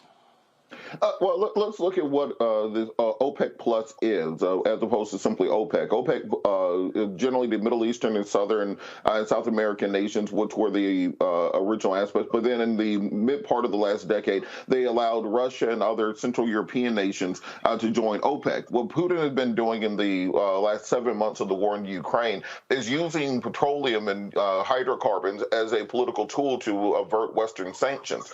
We saw the bombing of the Nord Stream 1 pipeline last week to cut off gas flows into Germany and into Europe. We've seen the shutting down of Turk Stream, as well as the discontinuation of Nord Stream 2. European nations have been stockpiling hydrocarbons to get them through the winter. But a big portion of that was, one, getting liquefied natural gas from the United States of America, as well as getting petroleum from Middle Eastern nations. Now, what more than likely happened is Russia decided to pull a power move as part of OPEC Plus and negotiate to have the raising of these energy prices. The United States has already gone to Venezuela and made them an offer to reduce U.S. sanctions that were put in place by the Trump regime against Maduro when they were attempting to replace him with Juan Guaido during the last administration, reducing those sanctions in order to allow Venezuela to make up that stopgap. And remember, 60% of U.S. petroleum actually comes from Canada. So what we're talking about is something that won't directly affect America, but will affect other nations, creating a market market speculation flow that will raise prices here. What has to happen going forward is, one, doubling down on our investment in green energy. We've been held hostage by Middle Eastern petrol states for the last 60 years. When Republicans stand up and say we are against the Green New Deal, we're against electric cars, etc., what they're really saying is our funders are Exxon, Chevron, BP, and Mobil, and they've told us to be against this technology. The United States can be completely energy independent by switching to green technology by 2035. We've already seen every major automaker in the United States say that they will have a completely green fleet before the end of the decade. As long as we continue to fight these fights in the Middle East, fight these wars over foreign oil, have an entire energy economy dependent on countries that don't like us, we're going to be going existential crisis to crisis. I think the Biden administration needs to come out strongly on this and say that we will no longer kowtow to Middle Eastern madmen and simply say we're going to be redoubling our efforts. We've already passed the biggest investment in climate change in the nation's history in the Skinny Build Back Better bill. Well, we need to push through the rest of the energy agenda, get more charging stations, get more battery technology, more subsidies for the purchase of electric vehicles, so we can simply tell the Saudis and the rest of the OPEC cartel, figure out your stuff somewhere else. But until we're able to do that, we'll continue fighting these battles year after year and be at the whims of these cartels in Central and the Middle East and in Central and South America. But the problem we have, Monique, is very simple. Look, you're from Galveston, Texas. Galveston to Houston is significant when it comes to the petrochemical industry. The reality is when gas prices go up, oil companies rake in record profits. When the price of oil, West Texas crude, goes down, then they are not making enough money. One of the reasons they are fighting green technology, because guess what? They ain't going to be making the same level of money. America, it comes down to the money. And so the reason folks have been fighting green technology is because they simply want to keep the checks flowing just as they are, and they don't want any stoppage in that. Absolutely. Absolutely. And what is happening, I mean, you could see in the interview just kind of the laissez-faire just attitude of APEC Plus, and it's because they know that it's a hijacking. I mean, they know that it really is a carjacking. It's a stick up, and I believe that in terms of the way that the United States views it and the United States views the oil industry, it's going to be the same as what happened with coal. And are we going to wait until we are solutionless, or will we embrace all of the things that Robert said and kind of see the writing on the wall and do something about it? And then the other thing, I interviewed a couple of weeks ago Secretary of Energy Granholm, and she was talking about, you know, how all of the solutions, frankly, are costly. Like what President Biden did in order to bring the prices down and releasing the reserves, that's not sustainable. It might have to happen again so that the middle class and so the poor people who are trying to get to work don't suffer at the hands of what APEC is doing. But none of those solutions are sustainable. The only thing that we really have is the long game that Robert described. But unfortunately, Scott, America doesn't believe in the long game. America likes the short-term memory. It's sort of like the stock market. Hey, let's see that stock price go up based upon the quarterly earnings every 3 months. Unfortunately, that's how we look at it when it comes to technology. China's playing the long game. We're not. Yeah, no, I agree with the panelists. But there is one question I would raise. If the U.S. is self-reliant and produces more oil for itself than what it gets from OPEC or what it gets from Western Europe or what it gets from Ukraine, if that's the case, then there is an argument to be made that while this is going to hurt Western Europe and those countries that rely on Russia and Saudi Arabia, America should be less affected by it, although they'll probably have to release more and more of their reserve. And if they do that to keep prices down, the Democrats may have a chance in the midterms. Any reaction from you or the panel about that argument? We're not so. Scott, go ahead, Monique. Hold on. No, hold up. Monique, go, then Robert. No, I was just answering the first part, the premise of self-reliance. We are not self-reliant, and it's not a sustainable future where we all of the oil that we need for all purposes comes from us. Do we have reserves in the millions? Yes, but like I said, that too is not sustainable. So kicking it to Junior Counsel Petuno, who's smarter than all of it. We produce a lot that we rely on. Yes, a lot. More than ever before. Hold on, wait. Can't nobody hear when you're over talking. Robert, go. Well, Scott, remember that in the U.S., we don't have a nationalized energy market. So the corporations that pump this oil are able to trade and sell that oil on the international market. Americans are exceedingly spoiled when it comes to fuel prices. I think anybody who travels knows this, that it's $3+ a gallon here in the United States of America. Right now in Western Europe, gas is about $10 a liter. In Japan, you're looking at something like $12 to $16 a liter for gasoline. And when it comes to these international markets, what the U.S. producers are saying is, look, in 2020, y'all weren't going nowhere. We were losing money. In 2021, y'all weren't going nowhere. We were losing money. Now y'all want to go somewhere so I can double, triple, or quadruple the price on the international market. So even if we produced as much oil as Saudi Arabia did right now, we would still be at the whims of the international commodity market. And as you said, China, their big thing is they import almost 80% of their hydrocarbon energy, which is why they have a national mandate to go completely green by the year 2035. Right now, they know that the national security issue. All of their oil comes through the Straits of Hormuz, where the United States has a base at Diego Garcia and also forces stationed there in Kuwait. It comes through the Straits of Malacca, where the United States has forces in the Philippines and also in Guadalcanal. It comes through the Straits of Singapore, where the United States also has a military presence. Then it comes to the Straits of Taiwan, where we have the military presence in Japan at Osaka and also in South Korea. So in their strategic defense model, they know they have to get off of the fossil fuel to be able to have economic stability and a military presence going forward. That's actually what ended up killing Japan and Germany in World War II. It wasn't the Allies. They both ran out of gas. But the United States right now, until and unless we are willing to get off of this drug of hydrocarbons, we will continue to always have to fight wars in Saudi Arabia, in Iran, and Iraq, and Venezuela in order to get that. And we have to push back against that fossil fuel energy lobbying apparatus, because we could have been off of this 20 years ago when Al Gore was talking about it. We've continued to kick the can down the road, and that's why we're still at the whims of dictators around the globe. Did you really quote Al Gore? My man. All right.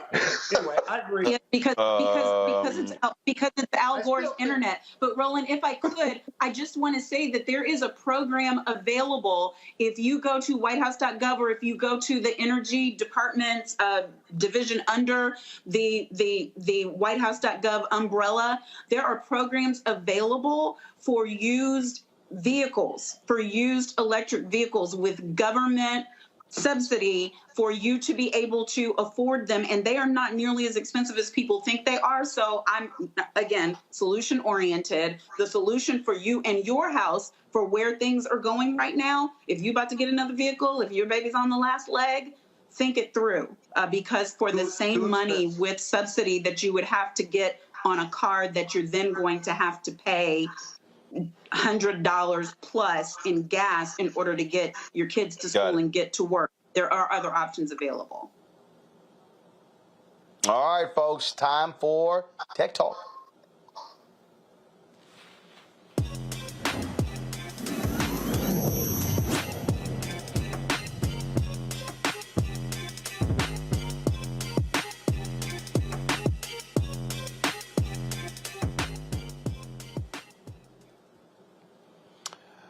All right, folks, time for our Tech Talk segment. My next guest felt there was a void in cyberspace primarily for people of color. So Ernest Manning Jr. used his marketing and management background and created what he calls the Black Facebook.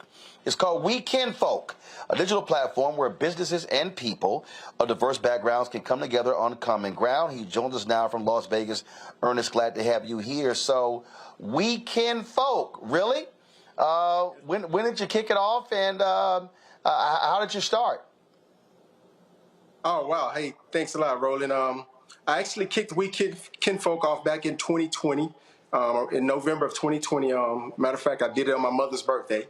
And I basically started it because we have a void that's missing within social media. And I wanted to be that person to come and fill that void, because we were having a lot of issues where, a lot of friends of mine, they were actually being shadow banned and, silenced on social media for supporting and honoring their black culture. And that's what WeKinkfolk is. We're about black culture. We're trying to promote black culture, togetherness, and promote black love. So that's one of the reasons why I wanted to start it. I wanted to give us something that we can have. And I always tell people, it's cool to be on other platforms, but you need to have something that you can come home to.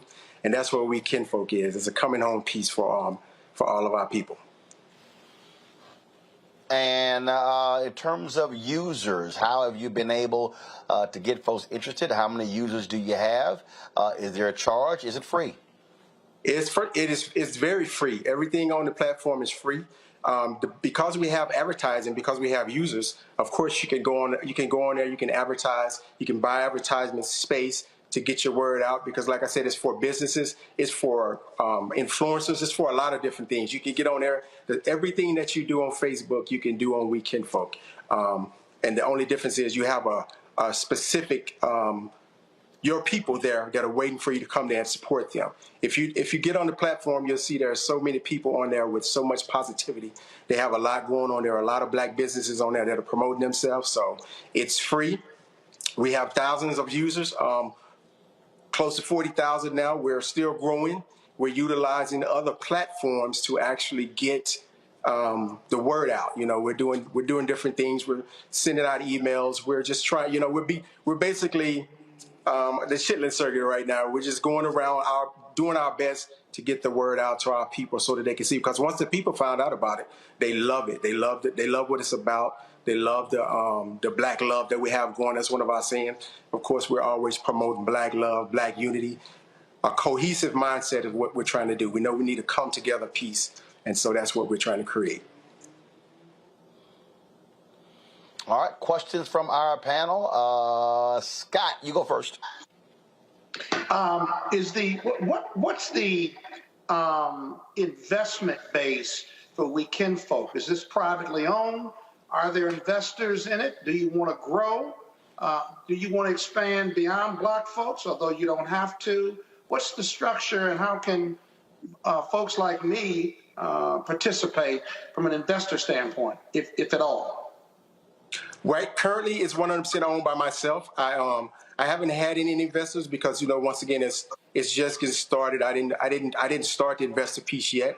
I just basically wanted to get it going. I wanted to get a good grassroots going. I wanted to get movement with it. And then once I get movement and I get people that are actually joining the platform, then, of course, that'll be the next phase, is to start the investment phase, start getting people coming in to help it out, make it a bigger platform and get it more reach to the people. So currently, yeah, it's 100% owned by myself. I haven't had any investors yet, but I'm at that stage now to where I'm starting to look for investors, starting to get people like yourself that can actually help and help move the platform forward, because it's something that's needed for our community, something that can help us bring out. Once again, I continue to say it's a cohesiveness that we need in our community, in our culture, to bring ourselves together. There are a lot of black businesses out there that aren't able to reach a specific audience because of. So we make that possible. But it's not only it's for black culture. We don't turn anybody down. We're not here. We're all about love. So we're here. If you love black culture, then WeKinkfolk is a place for you. We're here to promote black culture, give black influencers, black creators a chance to express themselves. So eventually, yes, there will come a time to where investors will be asked to come in. So, but right now I'm not at that stage, but very soon. Thank you. Monique, good luck with it. Thank you. Yes, congratulations. And as it relates to Scott's question, I'm just going to add a suggestion. He's really great at assisting people in scaling businesses. And the one thing that I can share with you is you're always thinking about scaling before you scale. So every time you say you're not ready, it's not now. I'm saying, no, right now.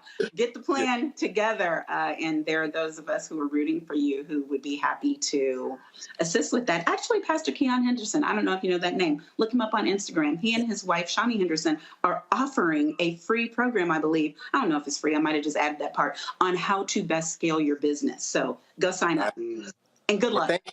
I definitely appreciate that. And let me rephrase that. We're always ready for investors. So thank you. I definitely appreciate it. I'm looking to work with anyone that's looking to work with us, because that's what we're planning to do, is move the platform to the next level. So, and of course, that's the next level for us, is actually investments and getting our users more gadgets and gadgets for the platform, so that it can be a fun space for them, just like all the other platforms are. So definitely, yes. Oh, you're a quick relanguager. I love it. Well, wait a minute. I want to go back to my question now. He got a different answer. No. On to Robert. See, Scott's trying to Shark Tank you. He about to buy the whole business for about $10,000. Yeah, I watch Shark Tank too. I know Scott. I see what Scott's trying to do. I like it. Let me get 10% of the company for a bean pie. I got you, Scott. I see you. But I can't practice law forever, right? You can see me Shark Tanking. I'm trying to get out of the game. I love it. Come on. We welcome you aboard. Well, one of the things that I've noticed from the social media platforms that have kind of worked, so to say, is they had some kind of disruptive technology. When Instagram started, we were just doing Facebook and Twitter where it was text, and they were the first ones to really introduce photographs as being the major aspects of social media, which kind of created meme culture. Vine, when it was created, was the 6-second short-form video that people weren't doing. When TikTok came, there was a state-run company with the Chinese government backing it, that's allowed these viral dance challenges to become kind of the gravamon of what the app was based off of. What is the kind of disruptive technology that this will be that will get people, if it's just like Facebook, then why not just use Facebook? What's the disruptive technology that changes this app from what other social media platforms? Great question. I appreciate that. It's not so much as a disruptive technology, because as we all know, that comes with a great budget that we don't have here at WeKinkfolk. WeKinkfolk is about family, friends, and culture. We're pushing family, friends, and culture. Yeah, you can get all of those things on Facebook, but at the same time on Facebook, I've been there, I've seen it firsthand, to where when I'm promoting my business or my love for my culture, I love my people. That's why I'm doing this. I want to give them something for that. So when they're on Facebook and they're put in jail for 30 days for showing the love for their people, that to me is a problem. So that's where I come in. That's where we. Oh yeah, no, it's all true. I mean, look, Facebook. Look, it's 100% true because Facebook has been throttling us. I've got 1.3 million followers on Facebook. They've been purposely not sending my users live notifications. In fact, so you look at, we've had almost 3,000 people on my. So I've got 903,000 subscribers on my YouTube channel, and we've almost had 3,000 people watching today. Right now on my Facebook page, where I have 1.3 million people, it's 96 watching. That's a travesty, and they are purposely suppressing black content. That's absolutely true. That's exactly what they're doing, and that's the reason why WeKinkfolk is here. We're not no different than Facebook. We just want you to know that we want you to reach your people. That's why on WeKinkfolk we don't have algorithms. We don't have suppression. If you have 1 million followers, you reach 1 million followers. That's the difference between us. So when we talk about technology, I'm a small fish in a big pond. I cannot compete with Facebook. But what I can do is allow our users and our members to be able to utilize their research, their God-given talent to bring people on board and to utilize that to better serve their purposes. So that to me is the great technology, is that we're allowing people to reach all of their personnel, all of their members, all of their followers, and have a better engagement. You have a much better engagement on WeKinkfolk, and as we grow, our technology is going to grow. I have a lot of ideas that I'm going to implement once I'm able to fund those ideas. But right now, we're just making sure that we get our people the engagement that they're looking for within a good platform, a social media platform. All right, then. Well, look, Ernest, we certainly appreciate it. Good luck. But WeKinkfolk, thanks a lot. Hey, thanks a lot, Roland. I definitely appreciate it. You guys can download us on the App Store. WeKinkfolk, we're on the Google Play Store as well as the App Store. Thanks a lot, Roland. I definitely appreciate this.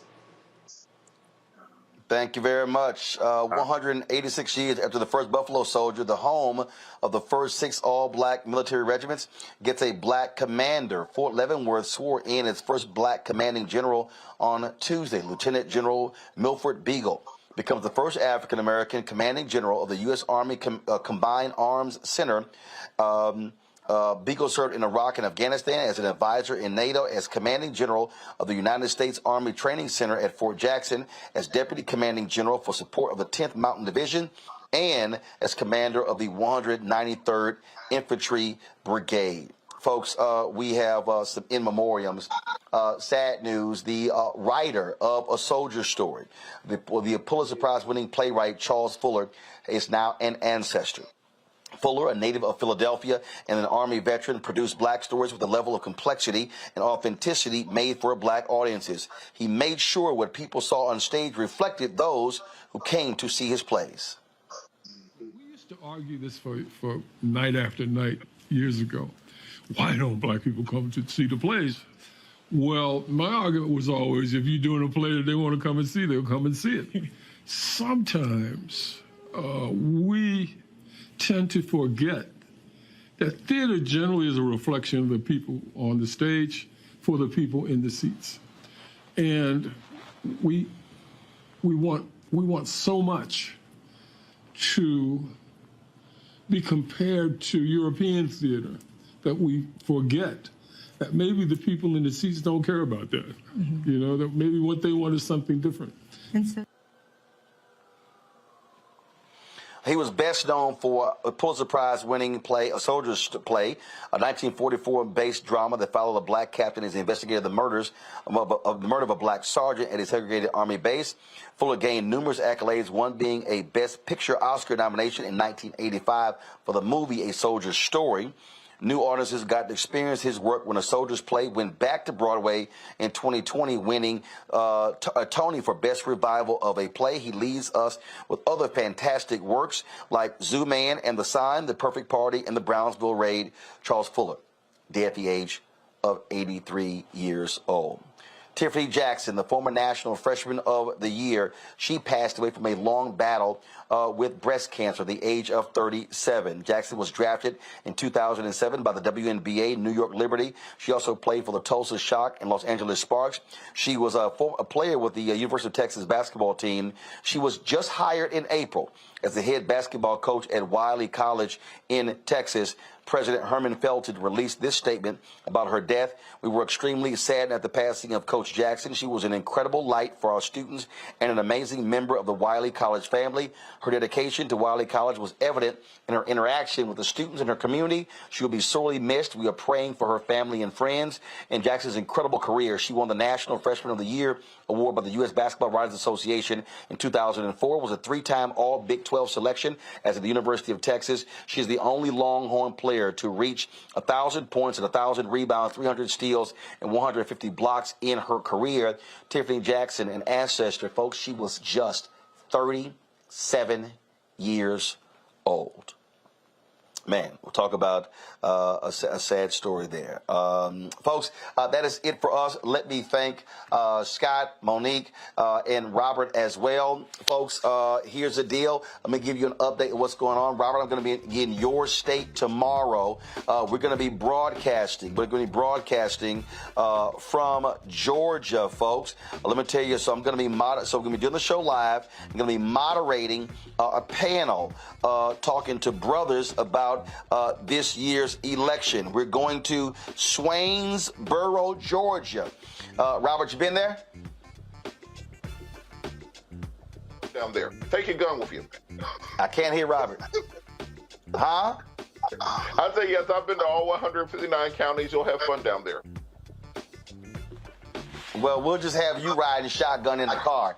So, folks, we'll be in Swainsboro, Georgia tomorrow. at the Swainsboro City Auditorium, 532 West Church Street, Swainsboro, Georgia. So we'll be broadcasting. That boy ain't got no sense. I'm just trying to tell y'all.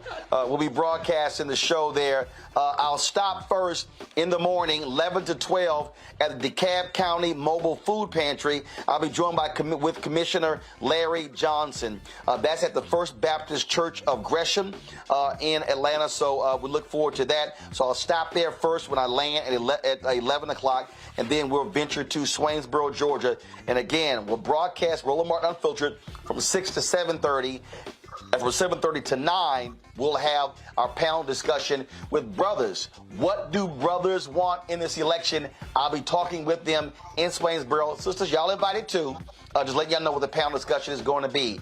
Friday, so that's tomorrow in Georgia. Friday, I'm going to be in Houston, Texas, with the folks at Black Voters Matter. Monique, you're working on that. Tell people what was going on.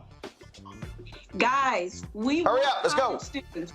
If you've got a college ID, come 5 to 7 p.m. Central to TSU. We will be at the Jordan and Leland School of Public Affairs live Roland Martin Unfiltered voting show powered by Black Voters Matter Fund and me, Monique Presley. Make it make sense with Monique Presley. Come meet us there. Free food, voter registration, free merch, DJ, and all the rolling you can stand. That's what we got for you. Meet us. Okay, but you didn't tell who are the invited folks, who are also other folks who are going to be there, other dignitaries, where they can come out. We're going to be talking to them, interviewing them. So come on, you got 30 seconds. Go. Congresswoman Sheila Jackson Lee, Latasha Brown, Cliff Albright will be coming by way of mobile. We've got an all-star panel coming. We've got people who are in charge in the state of Texas, the mayor. We got everybody. They're coming. You'll see them. You'll enjoy. Y'all pray for her. She's going to have to work on that delivery, because that was like a struggle pitch right there. So all right, again, Georgia. I'm in Swainsboro, Georgia. Even Scott was like, damn, that was the best she can do. Okay, Swainsboro, Georgia. I'm gonna see y'all tomorrow in Swainsboro, Georgia. And so, beginning at 6 p.m. Eastern, Houston, 5 p.m. Central, 6 p.m. We're going to be at Texas Southern University, Barbara Jordan, Mickey Leland School of Public Policy. Cannot wait to be in my hometown. Turkey Leg Hut, y'all bring me. Y'all know what I like. All right, Turkey Leg Hut with the dirty rice and Alfredo. Bring that by the joint. All right, y'all. I'm going to see you at TSU again on Friday in H-Town, and Sunday I'm speaking to the East St. Louis NAACP. So, yeah, it's a crazy travel schedule. Let me thank everybody at Sirius XM, The Breakfast Club, AURN. My goodness, who else did I talk to? I've been on the media tour here in New York City. And so my man Sway, Bevy, Angela Lee Yee, Charlemagne, DJ Envy, thanks a lot. Let me thank Bilal, Clay Kane, and Dean. I'll be doing them later. I'll be doing Karen Hunter later as well. And so we had some fantastic media interviews. WPIX, thank you very much as well for interviewing them. So we have some fantastic interviews. Get your copy of the book, y'all. Let's move. I want to hit 50,000 copies sold. I want to hit 50,000 copies sold of Roland Martin Unfiltered. So get your copy, not Roland Unfiltered, get your copy of White Fear, how the Bride of America making white people lose their mind. It's available at Ben Bella Books. Thank you for being the publisher. Amazon, Barnes & Noble, IndieBound, Bookshop, Chapters, Books A Million, Target. You can also, of course, download the book on Audible, and don't forget, you can also, of course, order it from your favorite black bookstore. Please support our black bookstores. Trust me, it matters as well. And so get your copy of White Fear. Y'all know I break it down the way it needs to be broken down. Again, thank you so very much to our panel. Glad to have our legal panel back. And Scott, seriously, if you want to have some swagger, Scott, again, so you ain't smooth like I am with it, because, you know, I got the lavender going, and I can always just... I can change it to the blue. See, you ain't got it like that. I mean, I know it's rough. I know it's rough. You ain't got it like that. No, we ain't gonna do that. And so I'll go ahead and show some love to the links, and I'll go ahead and change it to green. Yeah, that little bland ass white wall you got ain't doing nothing. That white wall ain't got nothing. Ain't no color. Figure out what you want. So this background is this background for the links and the AKs. All right, let me do this here for the deltas. I'm gonna do this for the deltas. This ain't for the kappas. That's the deltas. See, Scott, you ain't got it like me. Oh God. So you can't do that. Scott, you can't turn around. You can't. That wall just white. That wall just white. That wall just white. Scott looks like he's doing a TED talk. Works for me. Scott. Yeah, it looked like his ass. No. It look like you're doing a TED talk. Scott look like he about to do a booking photo. Scott doing a booking photo. All you need is a sign with some numbers underneath it. With my sign, here my phone. See? My phone. See? You ain't able. Bro, let's go. Y'all, Let's ain't go. no It's show like 8:30. this. Let's go. Cause hey, it's 8:26. Y'all, this is what happens when you got a show that has color on the screen. We got CNN can't do this. MSNBC ain't. They can't handle this. Anybody else in America? I think you love yourself more than I love myself. I mean, you just love yourself. Do you kiss yourself in the morning when you wake up? I imagine that sometimes. Stop it. Let's Why go. do you imagine that? You know what? I'm gonna go ahead and do this here. No. I'm gonna go ahead and do this here. If for all y'all who don't want me to cuss, y'all should go ahead and turn it down right now. So Saturday night, I saw Jennifer Lewis. Matter of fact, you know what? I'm just gonna do this right here. Carol, I need y'all to pull this up real quick. Carol. I wish I can play it here. I want y'all to pull this up real quick. We gonna end the show. See it's 8:27. Shut up. This is how right here. An alpha shuts it down. Carol, let me know when y'all got it ready. Look in Group Me. I put in the link. So since you talked about do I kiss myself, I saw Jennifer Lewis, Monique, at the CBC dinner on Saturday, and she fell out laughing when I saw her, and I said, "This motherfucker." She hollered laughing when I told her that. So since Scott made this whole point about how do I feel about myself, I'm gonna let Jennifer Lewis talk for me and take us home. Carol, y'all got the clip ready? You love yourself too much. That's what I said. You can't even pull it up. All right, y'all, I sent them the... No, hey, Scott, calm down. We got this.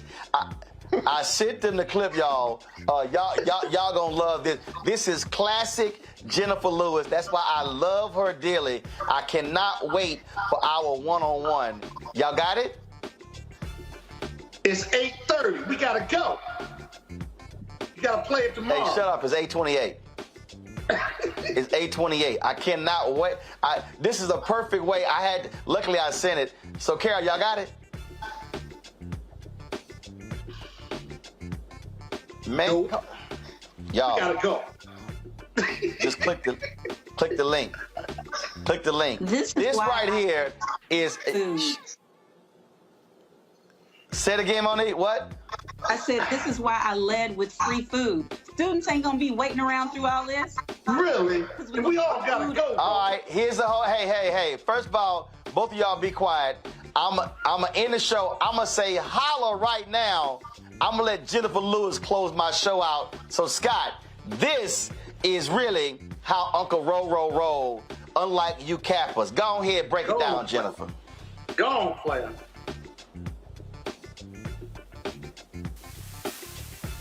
Audio. Forward and I pause. Yeah, what audio? Jennifer, I hear you. Start it over. Start the clip over. You're late with the audio. I gotta go. I know what she says. Jennifer, I hear you. Now hold on. Start the clip over. Turn the audio up. Go. Every morning, spit it out. I go like this in the mirror. And I lean forward and I pause.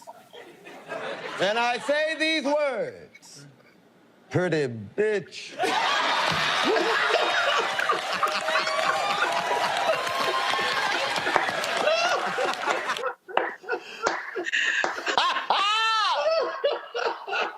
All right.